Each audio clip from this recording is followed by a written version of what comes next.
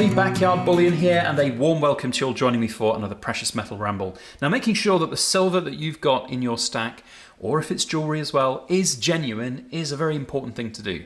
There are a number of different ways that people can test their silver when they get it, but not everybody can afford to or justify buying a $1,000 cheapest model Sigma to test their silver.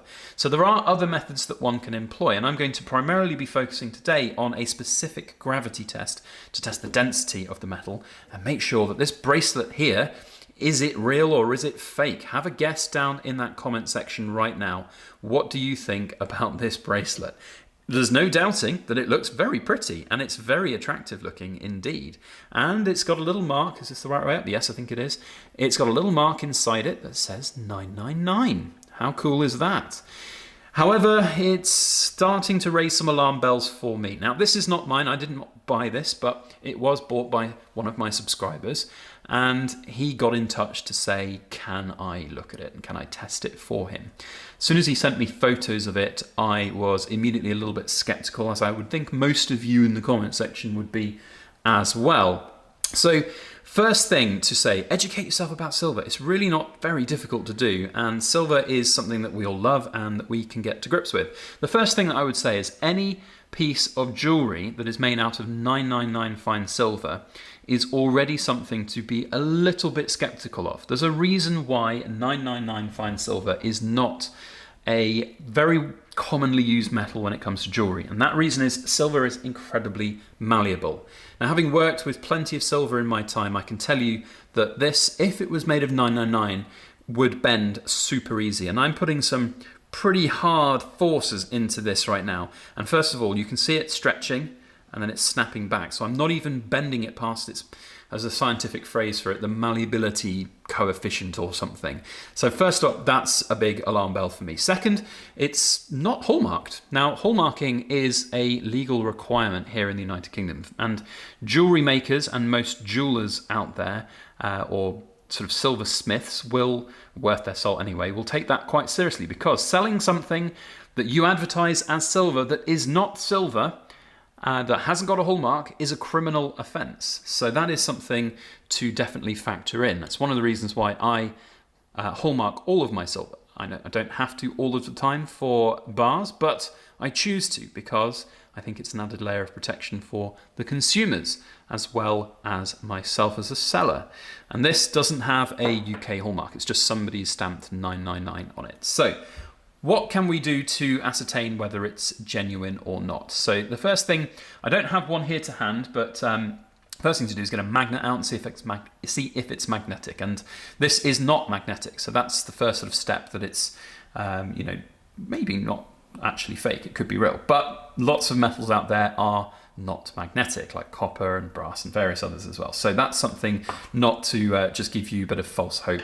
The second thing that you can do is, of course, test it on a machine. So I'm going to test it very quickly here on this Sigma. Now, the one thing that I will say about the Sigma machines is that they are not infallible, or they are fallible, I should say. There are definitely limitations on a Sigma. They are designed to calibrate things like coins. So for this here, we're going to use the wand, and you stick that wand on it, and you can see it's between the brackets. It's calibrated for coins and bars and big lumps of metal. So here, again, big silver bar, it's calibrated as middle. If we put it on the pickaxe here though, oh, it's working straight in the middle, maybe on the 2023, there you go. So it's not being able to read the resistivity of the metal very efficiently through the numbers that I've stamped into the bars, because the whole surface of the contact of this is not on it. So there are definitely limitations for this Sigma, but we would probably see some, as you saw with this bar here, where it's slightly off the scale, you would see some indication that it has some silver content. So this, we're going to try and get the Sigma wand on. In fact, we need to do it so you can see the Sigma result here as best as possible. And I think the flattest area is inside the cuff there. And we can see straight off the bat that this arrow is way off the side. So it's definitely not 999 pure. Now, if we just go down the scale a little bit and try sterling silver, maybe it's sterling. And again, way off the scale here. So that's obviously not sterling silver. Maybe it's 90% silver. Maybe there's some old US coins in here. Let's click run, and we put that on.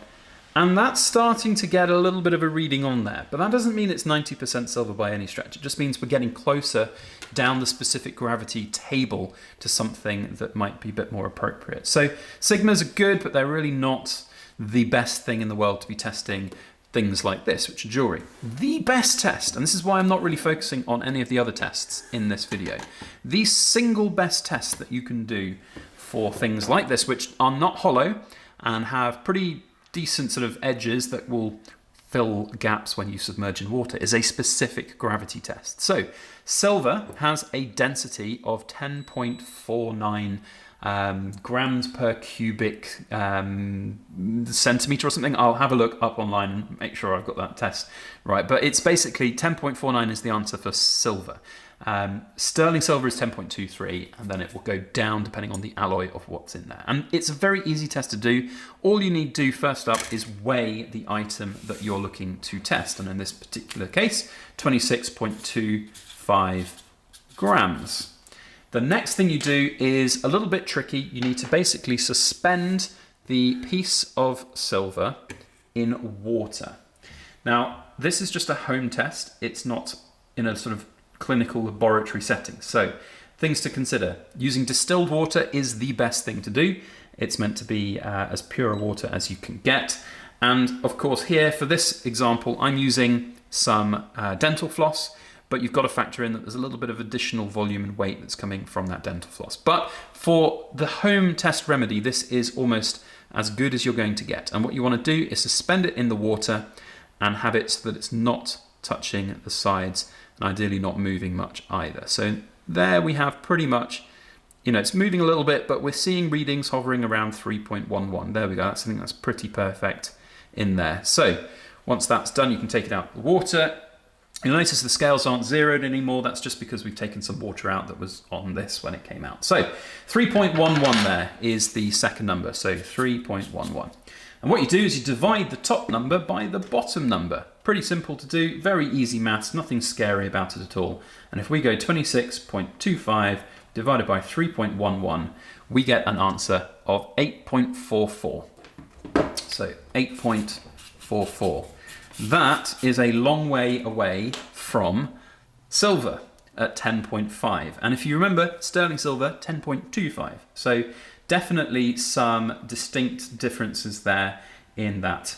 So here I have a quick little cheat sheet of specific gravities for different bits of metal. And we can see here a very interesting reading of brass, cast rolled, 8.4 to 8.7.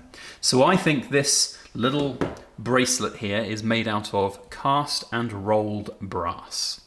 So there really is only one way to find out, and I am just waiting on permission from the owner of this to drill it and or cut it in half. So we will see. In fact, I have just had a text message from that seller saying lessons learned at a small cost, so no worries. He didn't pay very much for this, by the way. I think it was about £15.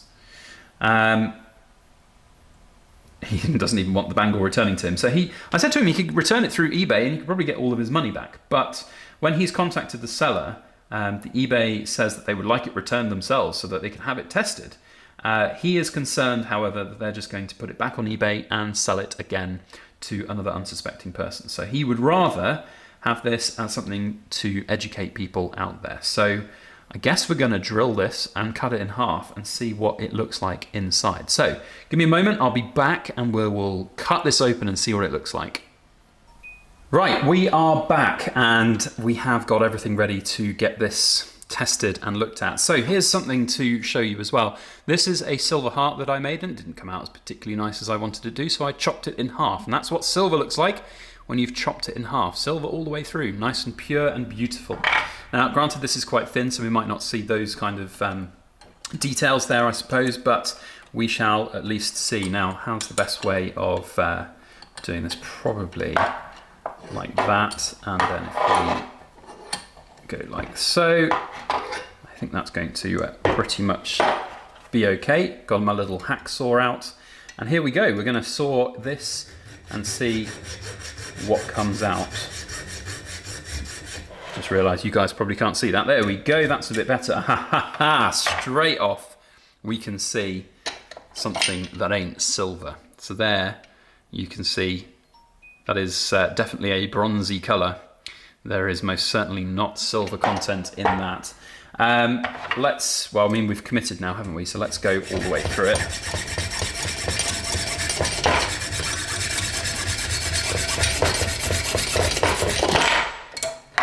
There we go.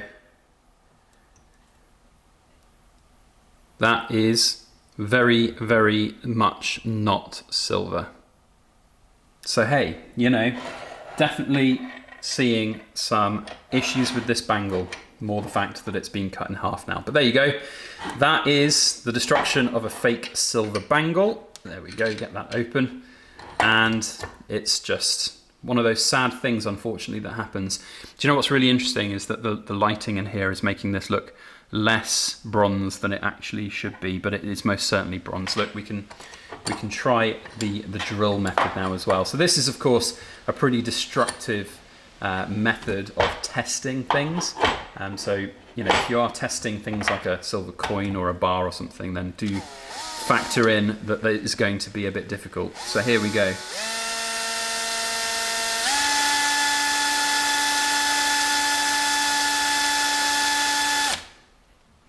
So one thing I like about the drilling is that you can then see the actual filings themselves, and there's definitely a bronze tinge to those, as you can maybe hopefully see anyway from the camera. So yeah, definitely bronze. It's a very good piece of fake silver, there's no doubting that, but it is most certainly not silver at all. So yeah, there we have a fake silver bangle and the ways that I've tested it here at home. Love to know what you guys think down in the comment section. It'd be great to hear from you, and if you would like to share some of your thoughts and opinions, then please comment. Otherwise, that's it from me. Let me know if you've had any fakes in as well. I think the best results we had to show things was when I just did a little small cut. So I'm just going to do that again to finish the video.